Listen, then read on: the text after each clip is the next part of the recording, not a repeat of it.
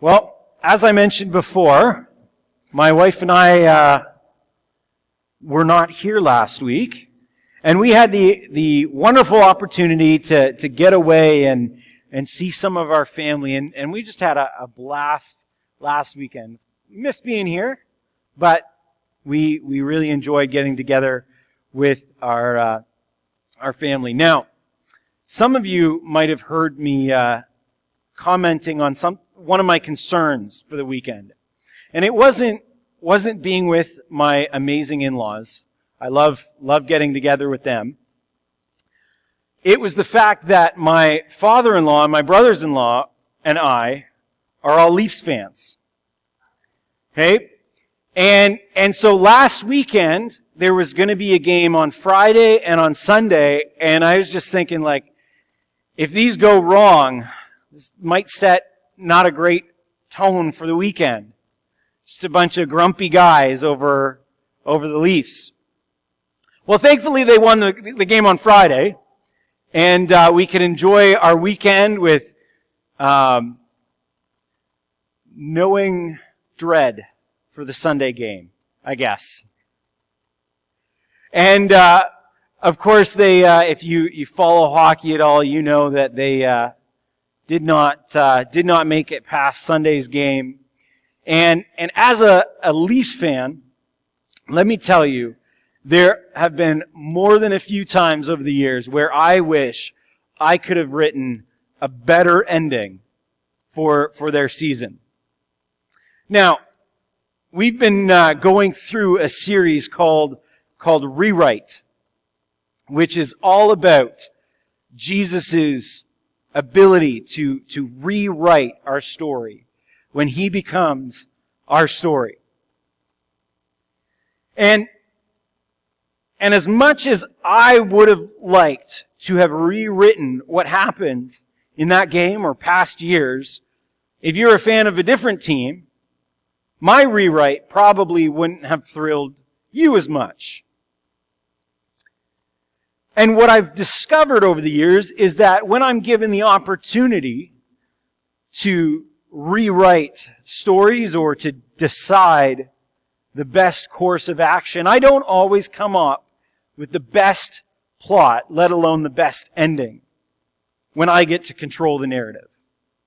See, sometimes I tend to make myself or a picture of what I think I need to be or do, or my desires, to be the main character. And truthfully, when I let that happen, it always lets me down.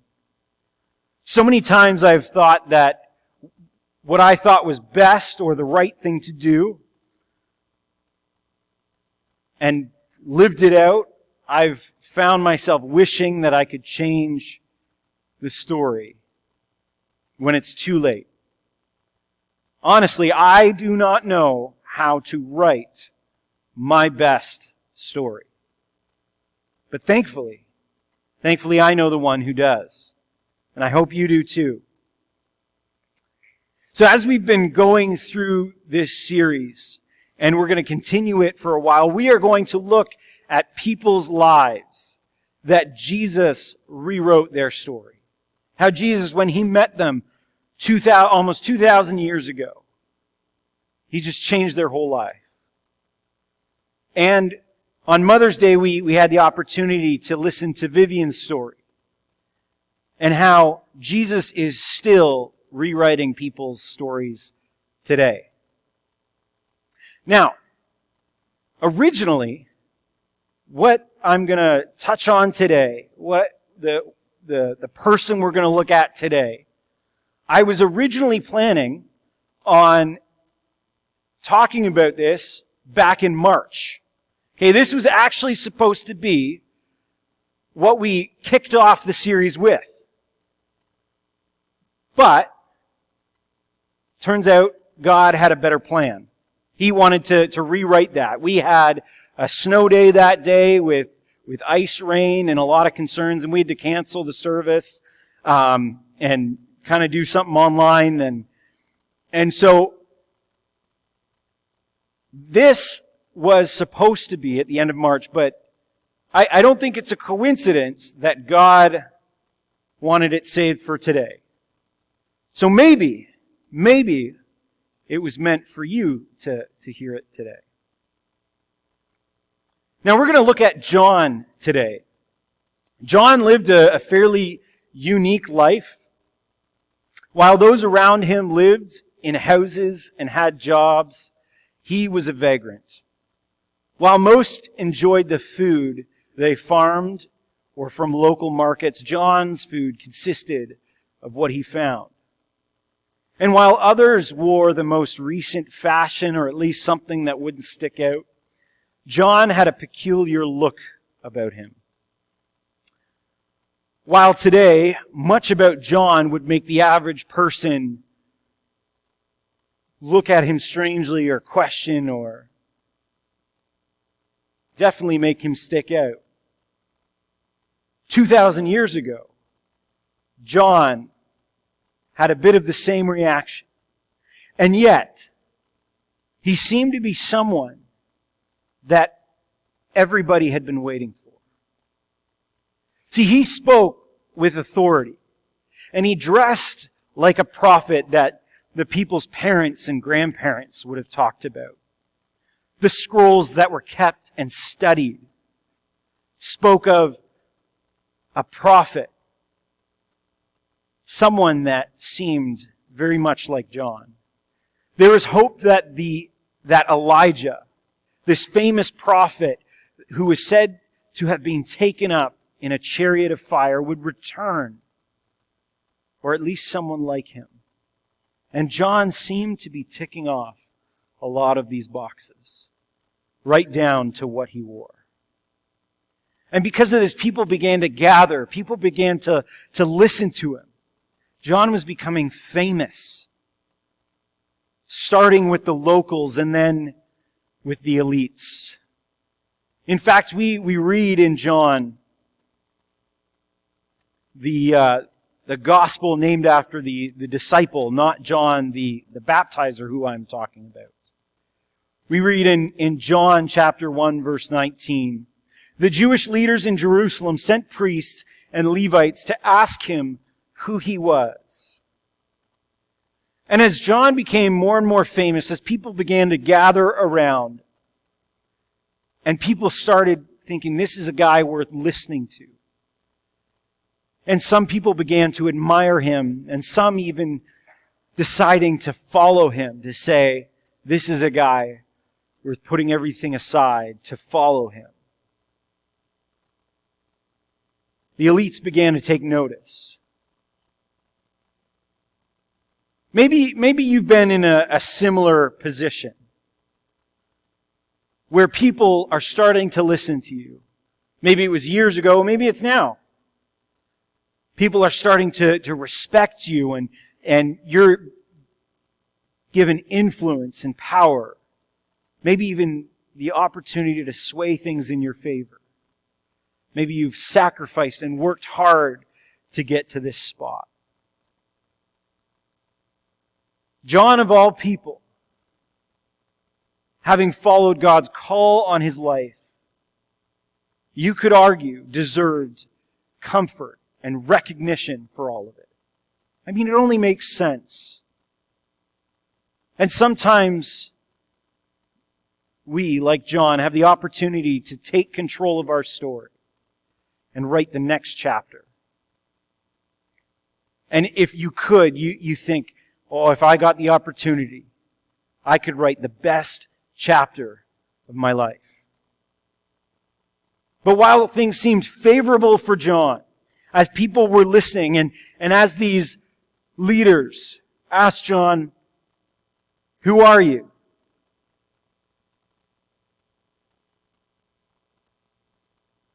This is what they asked him in John chapter 1, verse 21. They asked him, then, who are you? Are you Elijah? John could have taken that opportunity to garnish more respect, more authority. And he says, no, I am not. Are you a prophet? He answered, no. John could have claimed status After all, others were speculating on it. He could have taken this opportunity to write his own path forward and rally people around what he wanted or thought was the best thing. Instead, he rejects it. When he has the opportunity to influence his followers to fight in his honor, John recognizes a greater story. As great as the story he might want or those around him might have wanted, he realized that it would never truly satisfy. So John chapter 3 verse 27 to 35 says this, "To this John replied, a person can receive only what is given them from heaven. You yourselves can testify that I said, I am not the Messiah. I'm not the one that everybody's hoping for, or longing for, or wanting." John says, "I am not the Messiah, but I am sent ahead of him. The bride belongs to the bridegroom. The friend who attends the bridegroom waits and listens for him, and is full of joy when he hears the bridegroom's voice. That joy is mine, and it is now complete."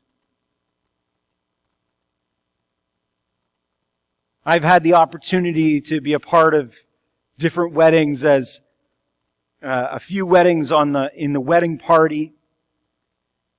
And there is this sense of joy when the bride comes knowing that your friend is getting married.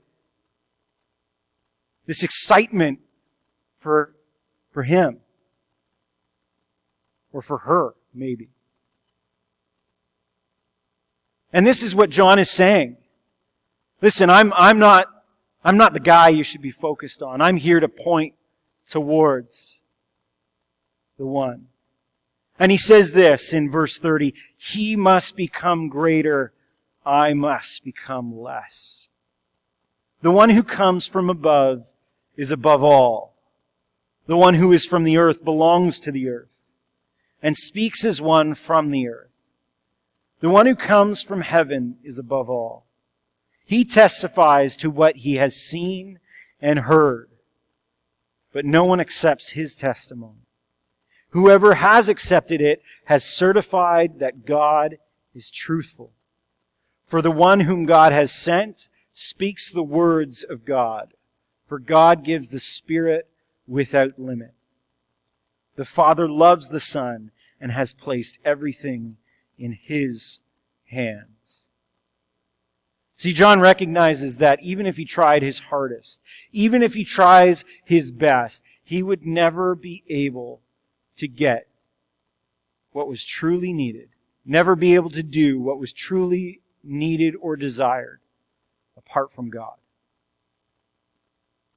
See, John could have possibly leveraged his influence.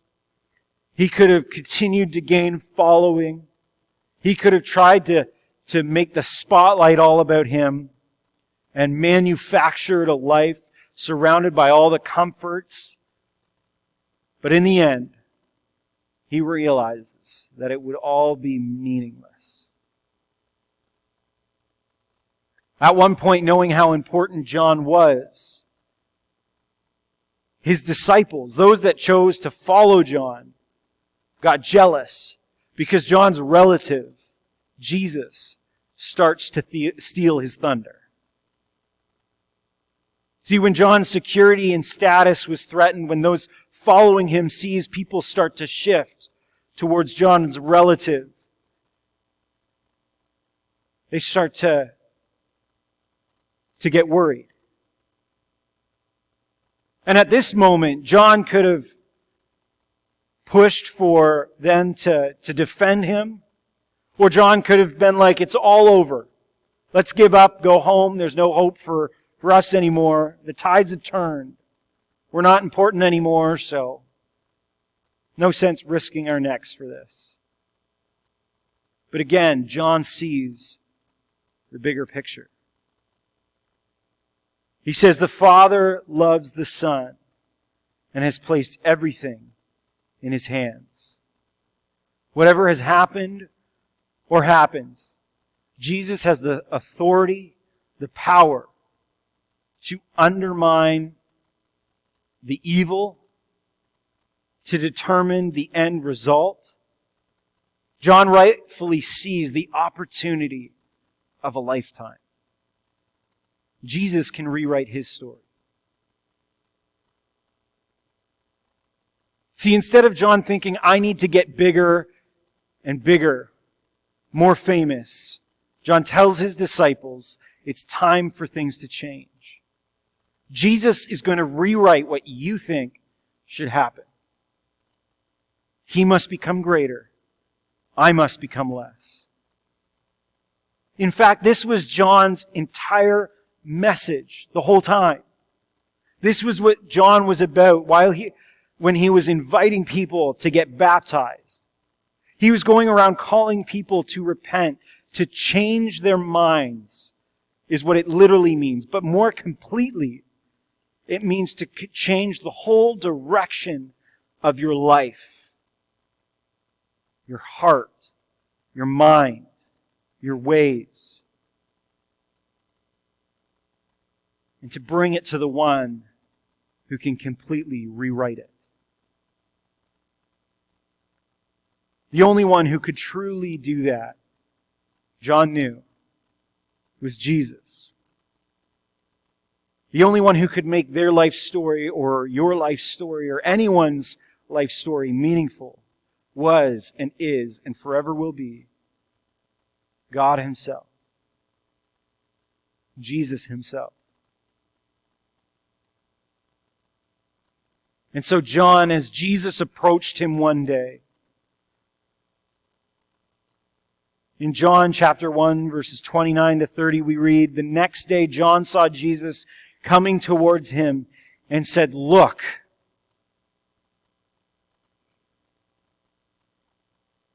With the attention that he had gotten,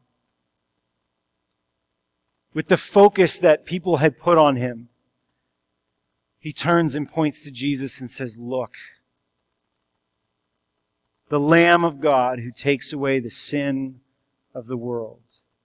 This is the one I meant when I said, a man who comes after me has surpassed me because he was before me."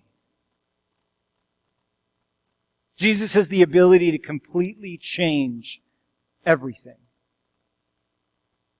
Not just because he was going to be a great teacher or a great leader, a prophet or a king. Whatever label you could put on him that would be placed on the best of people in history. Jesus wasn't going to be just that. Jesus had stepped into history. And he had the ability to take the pen and rewrite it. Because even though he followed after John, John knew that Jesus was there at the beginning of time. He knew that Jesus, through whom all things were created, knew the whole system, how things worked, and how things were meant to be, and how they needed to be changed. See, Jesus can take the ordinary and make it extraordinary. He was doing it in that day, and He's still doing it today. See, Jesus is continuing to rewrite people's history. Continuing to redeem, to restore, to reorient people back to what we were meant for. To be in relationship with God, who loves and cares for us. Now, this is such a wonderful, wonderful idea, isn't it? But it has to be more than just an idea. It has to be more than just a hopeful thought. You know, I keep hearing this word manifesting. This word manifesting being used, and the way it's been used when I hear it, and I think of one commercial that has used it, it's the idea that you can call into existence something by just believing in it hard enough. or wishing for it hard enough. And one of the ideas was you could manifest the Leafs getting into the finals. And we can see how that turned out. Okay? It was and is a ridiculous idea. Just because we place our hope in it, our thoughts towards it, does not mean we can make it happen. And see, John reached a point when he began to wonder if Jesus was truly the one that was able to make a difference. And he wanted proof. See, John knew that as great as what he was saying, as hopeful as he was, there was a part of him at one point that was like, what if I'm wrong? As he was behind bars for speaking what he believed, he might have began to wonder if he had made a grave error. And I think if we're honest, each one of us who follows Jesus has come to a point where we've thought about this too. Has what I've placed my hope in, has what I placed my faith in, have I made a mistake? Because what I see, what I'm experiencing, doesn't match up to what I expected. Have I been believing in and living a life according to a lie? And so John sent his disciples to speak to Jesus. Luke writes that he sent them to the Lord to ask, "Are you the one who is to come, or should we be expecting someone else?" See, John knew that God had made it clear that someone was coming. There was hope, but was Jesus it? See, it didn't seem like Jesus was coming through in the way that you might expect. John was in prison. It's easy for us to start questioning, God, are you there? God, I don't get it. Is this true? Am I speaking to a wall? Do you even listen? Are you there?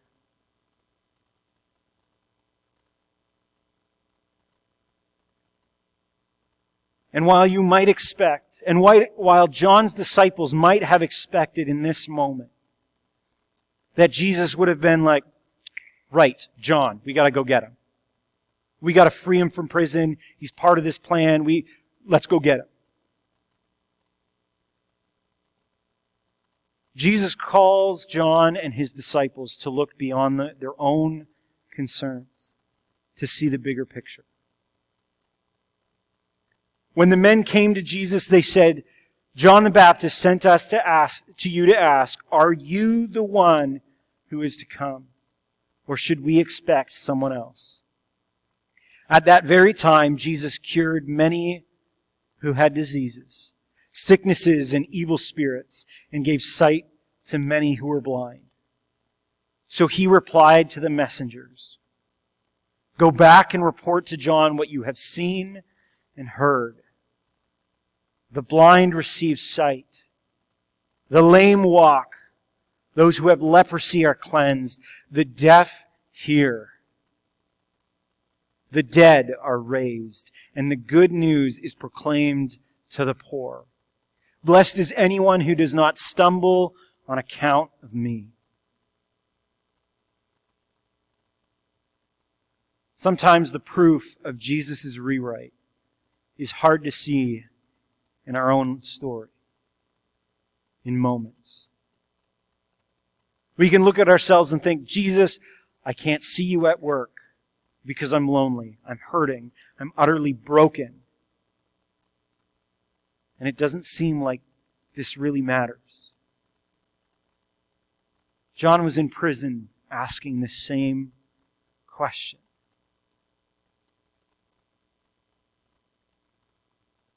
And Jesus' response is, look around you. Hear the stories of other people. See what Jesus has been doing around you. And John didn't give up hope. And he didn't let his temporary circumstances cloud the incredible things that God was doing. That was in part why Vivian gave her story. We're going to have different opportunities for you to hear people's stories. Because Jesus is and always will be rewriting people's stories. And there have been so many times when I have been hurting or questioning or said, God, where are you? And someone has shared with me their story. Or I've heard someone share their story. It's like God is still at work. Jesus is still doing things.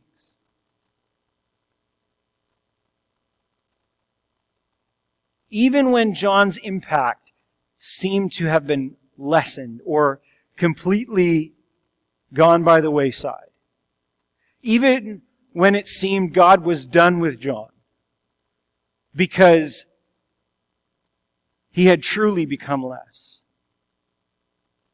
and beheaded, it would have been easy for us to say that Jesus couldn't rewrite his story anymore. It's over. John is done. Time to move on. And yet, he does. Not by bringing him back to life, but by using what John had done. In John chapter 10, verses 40 to 42, we read after John had been beheaded. And then Jesus went back across the Jordan to the place where John had been baptizing in the early days. There he stayed, and many people came to him. They said, though John never performed a sign, all that John said about this man was true. And in that place, many believed in Jesus. It was those last two verses that stuck out to me as I was reading over them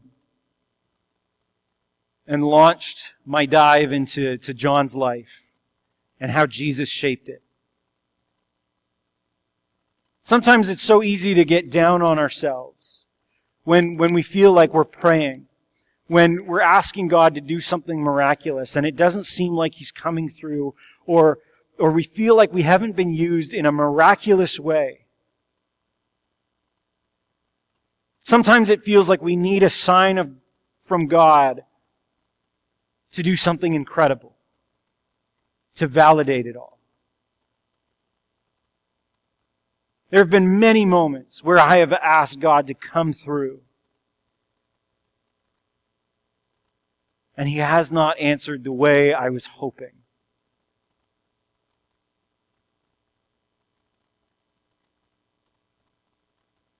But part of the reason is that God's not all about confirming me, that my prayers are better, or that I can ask Him to do what I want.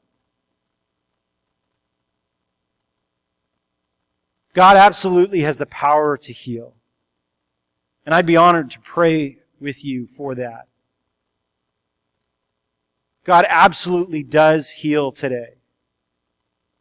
But what I found so beautiful in John's story was that though John never performed a sign, many believed in Jesus. See, my hope is that when God decides to do something, that it's so people would know Him more. And when God doesn't do things the way I want Him to, or I hope for Him to do it, the end result is that people would see Jesus. See, maybe you or I have never performed any type of sign or wonder. We don't have to measure up to ours or others' expectations. We don't have to be confident. We don't have to be outgoing, good-looking, talented, you name it.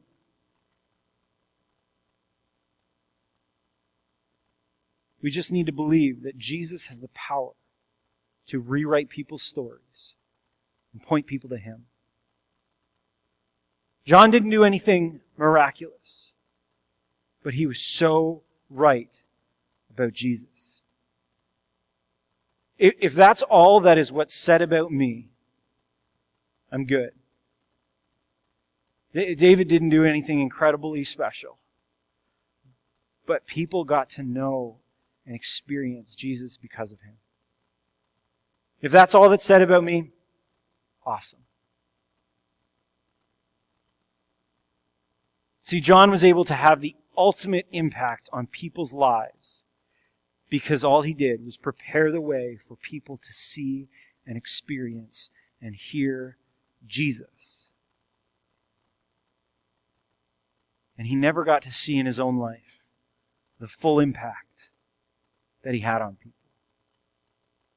Just like some of the people that have had an impact on your life.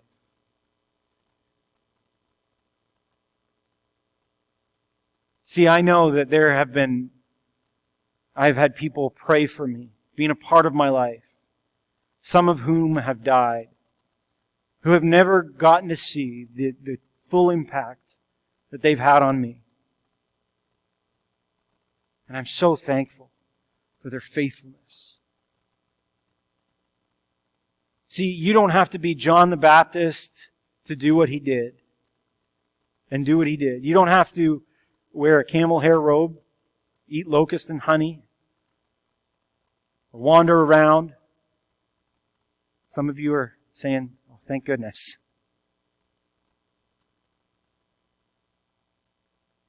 But God has made you, created you, to be who you are, not somebody else. To be who you are, so that who you are, where you are, you can point people to Jesus and have the ultimate impact on their life.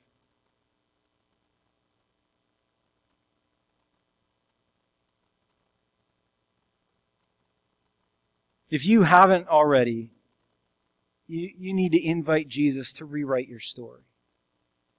Tell him that no matter how good of a job you think you've been doing or you think you can do, it will never be good enough. Believe that what Jesus did on the cross and in that empty tomb and who he is has the power to rewrite your story. See, God's Spirit is ready to work within you and to accomplish and change what only God can do. And then after that, and this is for all of us, ask God to show you ways for you to help prepare the way for people to see, hear, and experience who Jesus is. It can be as simple as helping set up something we're doing here or joining in. It could be doing something small for a neighbor. Praying for people specifically is a fantastic way to invite God to do something. Like I said, the people that have prayed for me,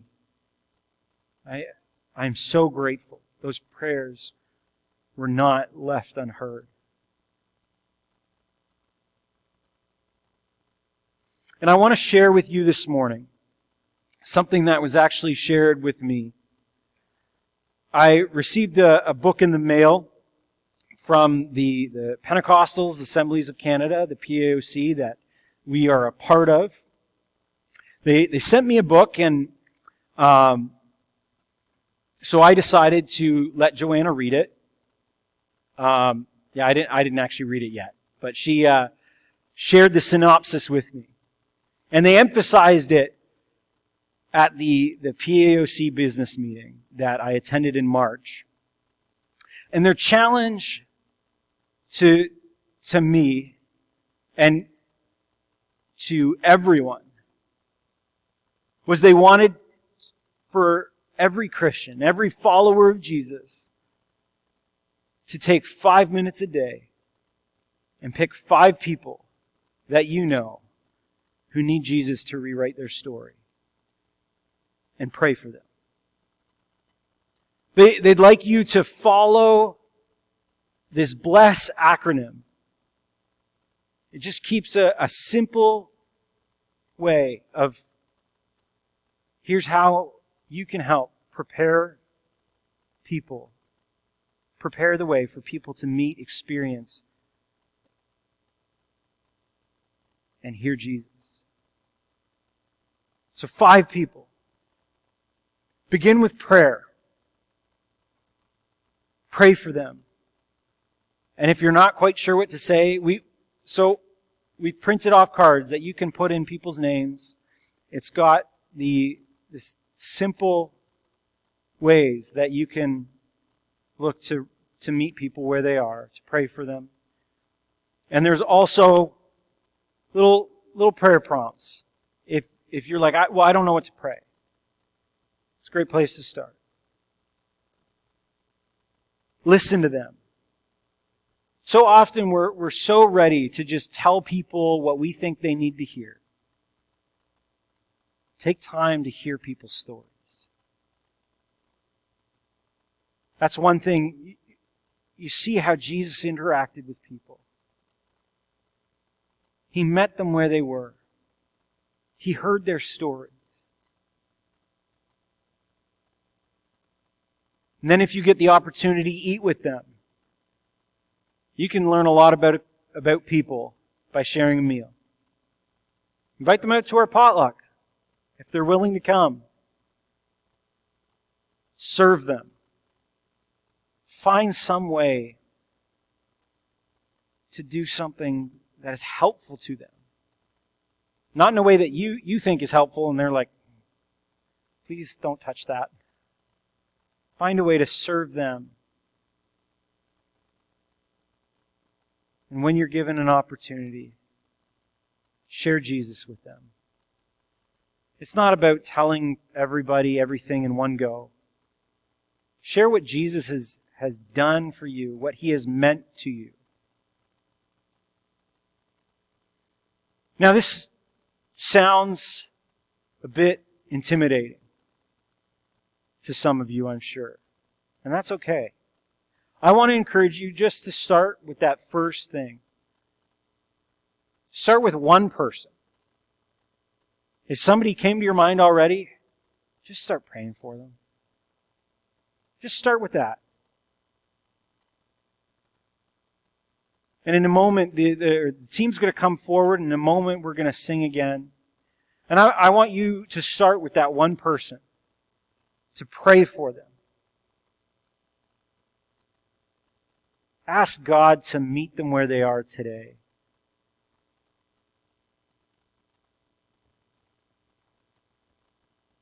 And you can grab one of these cards on your way out. They're on the table under the book display. And you can write down their names. And I challenge you to pray for them every day. Joanne and I have been doing that. And honestly, we've missed a few days. But we're going to keep going at it. So think about one person that you can start praying for. And maybe you're the person today that somebody's been praying for, that you need to know Jesus. And then you can start this after you have begun your journey with Him.